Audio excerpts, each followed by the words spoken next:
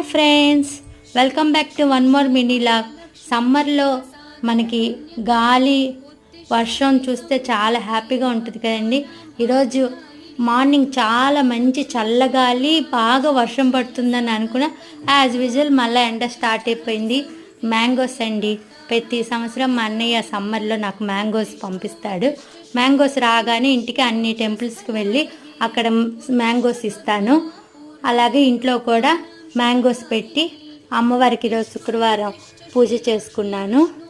Summer అంటే నాకు చాలా ఇష్టం అండి. అన్ని సీజన్లో కల్లా సమ్మరే నాకు చాలా ఇష్టమైన సీజన్.